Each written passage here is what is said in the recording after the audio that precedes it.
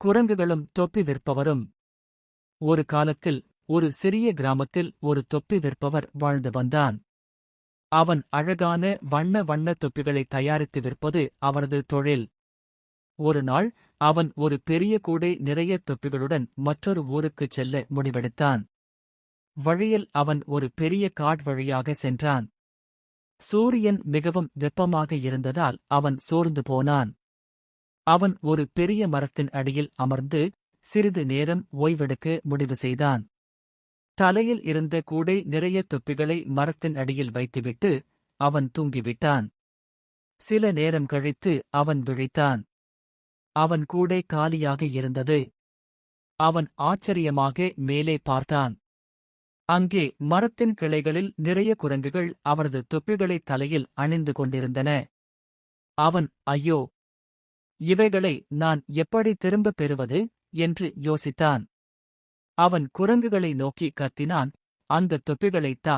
ஆனால் குரங்குகள் அவனது குரலை நகலாக கத்தின. அவன் கைத்தட்டினான், குரங்குகளும் கைத்தட்டின. அவன் தலையைச் சொரிந்தான், குரங்குகளும் அதே மாதிரி சொரிந்தன. அப்போது அவனுக்கு ஒரு புத்திசாலித்தனமான யோசனை தோன்றியது.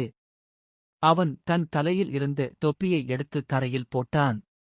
உடனே எல்லா குரங்குகளும் அவனை பின்பற்றி தங்களது தொப்பிகளையும் தரையில் போட்டன. தொப்பி விற்பவர் விரைவாக எல்லா தொப்பிகளையும் சேகரித்து தனது கூடைப்பெட்டியில் வைத்து மகிழ்ச்சியுடன் வீட்டுக்குச் சென்றான். கதை பாடம் மோரல் சோகஸ்மைலி. புத்திசாலித்தனமாக யோசித்தால் எந்த பிரச்சனையையும் எளிதாக தீர்க்கலாம். புத்திசாலி நரி மற்றும் பசியான சிங்கம். ஒரு காலத்தில் அடர்ந்த காட்டில் ஒரு சிங்கம் வாழ்ந்து வந்தது. வயதாகிவிட்டதால் அது வேட்டையாட முடியாமல் போனது. அதனால் ஒரு யோசனை செய்தது. அது தனது குகைக்குள் படுத்துக்கொண்டு நோயுற்றது போல் நடிக்கத் தொடங்கியது. வழியாக வரும் விலங்குகளை பார்த்து, நான் மிகவும் உடம்பு சரியில்லாமல் இருக்கிறேன். உள்ளே வந்து என்னை பார்க்கவும் என்று அழைத்தது. அப்பாவியாக இருந்த பல விலங்குகள் அந்த வார்த்தைகளை நம்பி உள்ளே சென்றன. ஆனால் யாரும் வெளியே வரவில்லை, ஏனெனில் சிங்கம் அவற்றை உண்டுவிட்டது. ஒருநாள் புத்திசாலியான ஒரு நரி அந்த வழியாக வந்தது. சிங்கம் வழக்கம்போல, நரி நண்பா, உள்ளே வா, நான் மிகவும் உடம்பு கெட்டுப் போய்விட்டது என்று கூப்பிட்டது. அப்போ நரி கதவின் அருகே நின்று தரையை கவனமாக பார்த்தது. பல விலங்குகளின் காலடி சுவடுகள் குகைக்குள் சென்றதைக் கண்டது. ஆனால் வெளியே வந்த சுவடுகள் ஒன்றும் இல்லை. அதை பார்த்ததும் நரி சிரித்து, அன்புள்ள சிங்கமே, உன் உடல் நலம் சீக்கிரம் சரியாகட்டும். ஆனால் உள்ளே சென்ற காலடி சுவடுகள் இருக்கின்றன, வெளியே வந்தவை இல்லை. நான் உள்ளே போவதில்லை என்று சொல்லி விரைவாக ஓடிப்போனது. கதையின் நெறி: நம்பிக்கையை வைத்தாலும் சிந்தித்துப் பார்த்துதான் முடிவு எடுக்க வேண்டும். நண்பனான டிராகன் மற்றும் தொலைந்த கிராமம். ஒரு காலத்தில் உயர்ந்த மலைகளால் சூழப்பட்டு பசுமையான பள்ளத்தாக்கில் லுமோ என்ற பெரிய நீல நிற டிராகன் வாழ்ந்து கொண்டிருந்தான். லுமோவின் கூர்மையான நகம், பெரிய சிறகுகள் பார்த்தவுடனே பயமுறுத்தினாலும் அவன் இதயம் மிகவும் மென்மையானது. கர்ஜிப்பதற்கு பதிலாக இனிய பாடல்களை ஹம் செய்வதை விரும்பினான். நெருப்பு ஊதுவதற்கு பதிலாக கிராம மக்கள் ஆடைகளை உலரச் செய்ய வெப்பமான காற்றை ஊதினான். ஒருநாள் பெரிய புயல் வீசியது. ஆறு கரையை கடந்து ஓடியது. அருகிலிருந்து ஒரு சிறிய கிராமம் இராச்சியத்திலிருந்து துண்டிக்கப்பட்டது. பாலம் உடைந்து போனது. மக்கள் உணவும் உதவியும் பெற முடியாமல் தவித்தனர். கிராமத்திலிருந்து புகை சிக்னல்கள் எழுவது லுமோவின் கண்களுக்கு பட்டது. அவர்கள் சிக்கலில் இருப்பதை அவன் புரிந்தான். கவனமாக உடைந்த பாலத்தை தாண்டி பறந்து கிராமத்தின் நடுவில் இறங்கினான்.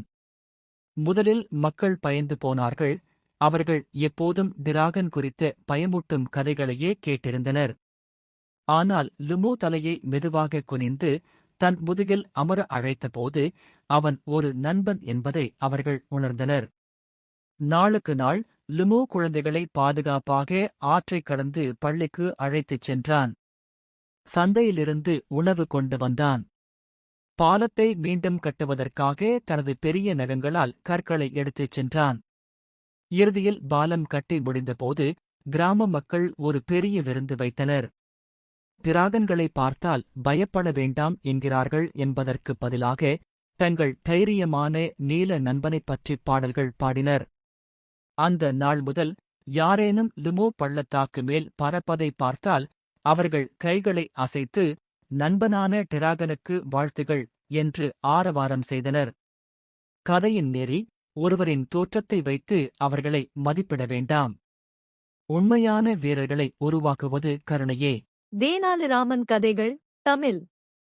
ஒரு நாள் அரசன் கிருஷ்ணதேவராயர் தனது தோட்டத்தில் நடந்து கொண்டிருந்தார்.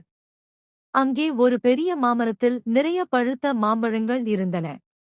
அரசன் சொன்னார், இந்த மாம்பழங்கள் எனக்கே.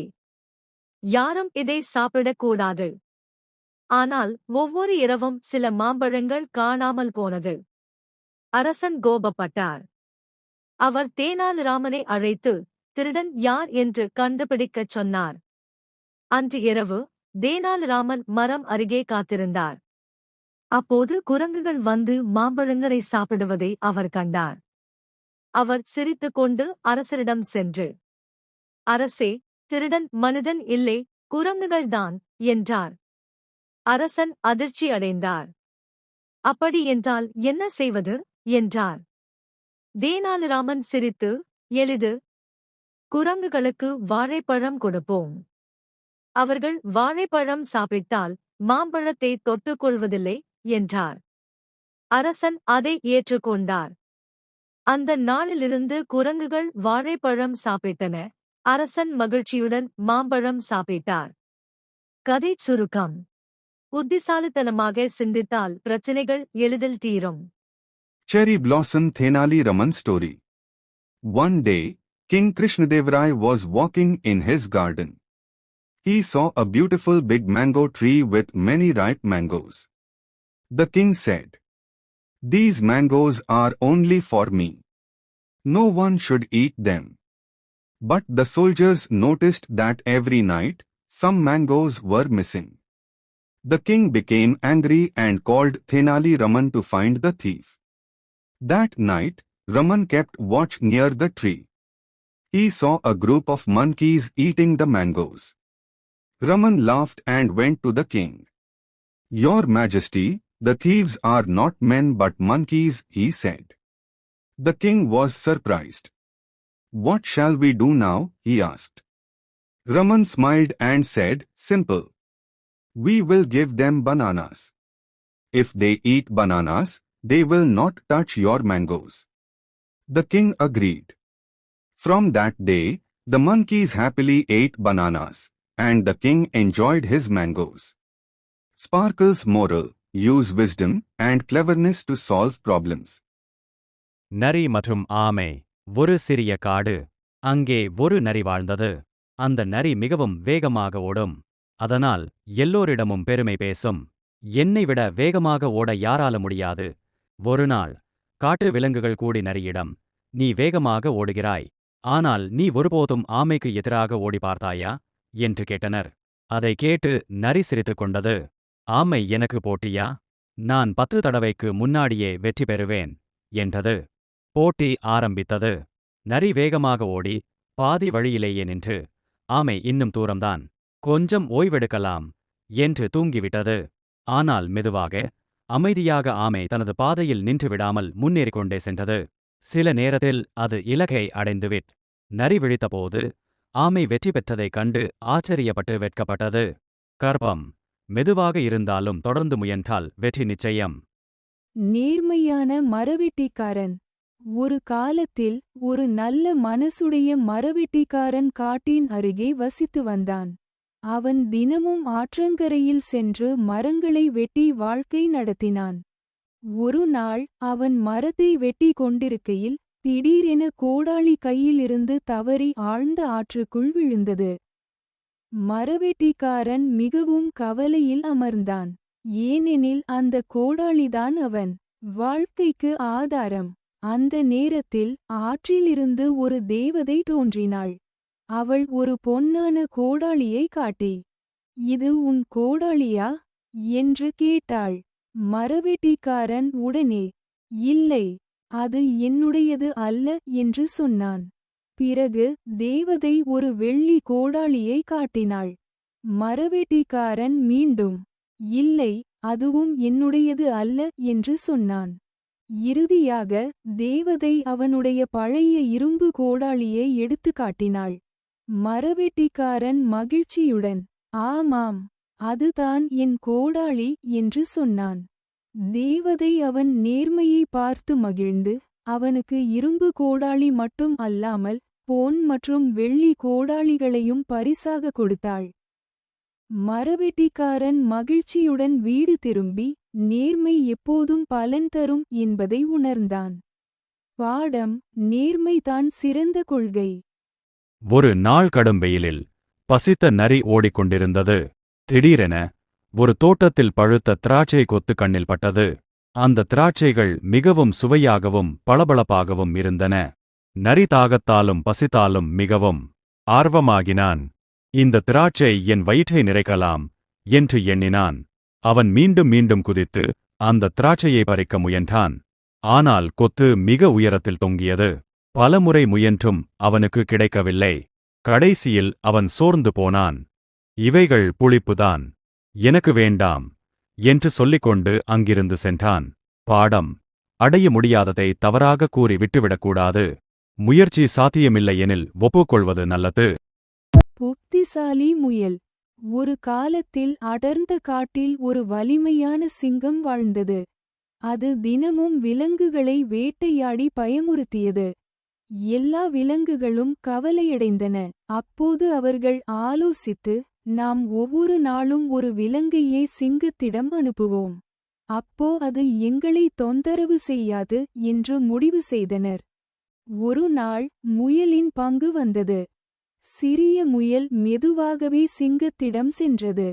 சிங்கம் கோபத்துடன், ஏன் தாமதம் என்று கத்தினது. முயல் பணிவுடன், அரசே, இன்னொரு சிங்கம் என்னை நிறுத்தியது.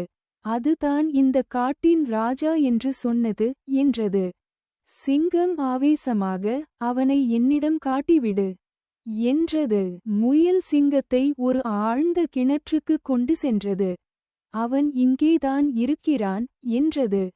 சிங்கம் கிணற்றின் உள்ளே பார்த்தது. தன் பிரதிபலிப்பு ரிஃப்ளெக்ஷன் தெரிந்தது. அதை மற்றொரு சிங்கம் என்று எண்ணி கிணற்றுக்குள் பாய்ந்தது. ஆனால் வெளியே வரவில்லை. அந்த நாள் முதல் காடு முழுவதும் அமைதியாகியது. எல்லா விலங்குகளும் முயலை பாராட்டின. பாடம்: புத்திசாலித்தனம் வலிமையை வெல்லும். அன்பான சிறிய ராணி. ஒரு காலத்தில் பசுமையான காடு ஒன்றில் ராணி என்ற ஒரு சிறுமி வாழ்ந்தாள். அவள் உடலில் சிறியவள்தான், ஆனால் மனதில் மிகவும் அன்புள்ளவள். தினமும் ராணி தனது கேரட்டுகளை பறவைகளுக்கும் அணில்களுக்கும் கூடவே எறும்புகளுக்கும் பகிர்ந்து கொடுப்பாள். ஒரு கடும் கோடை நாளில் காட்டு விலங்குகளுக்கு குடிக்க தண்ணீர் எதுவும் இல்லை. குளம் வறண்டு போயிருந்தது. எல்லா விலங்குகளும் சோர்வடைந்திருந்தன. ராணி நினைத்தாள், நான் என் நண்பர்களுக்கு உதவ வேண்டும் என்று. அவள் விரைவாக அருகிலுள்ள மலைக்குச் சென்றாள். அங்கே ஒரு சிறிய ஓடை பாய்ந்து கொண்டிருந்தது. அந்த ஓடையில் இருந்து பெரிய இலை ஒன்றில் தண்ணீர் எடுத்து பறவைகளுக்கும் அணில்களுக்கும் கொடுத்தாள். பலமுறை போய் வந்து எல்லோருக்கும் தண்ணீர் குடிக்க வைத்தாள். விலங்குகள் மகிழ்ச்சியுடன், நன்றி ராணி, நீ சிறியவள்தான், ஆனால் உன் மனம் மிகப் பெரியது என்று கூறின. அந்த நாள் முதல் காட்டு விலங்குகள் ராணியை இன்னும் அதிகமாக நேசித்தனர். எப்போதும் ஒருவருக்கொருவர் உதவி செய்ய வேண்டும் என்று அனைவரும் வாக்குறுதி அளித்தனர். பாடம்: உடலில் சிறியவராக இருந்தாலும் அன்பே ஒருவரை உண்மையிலேயே பெரியவராக்குகிறது.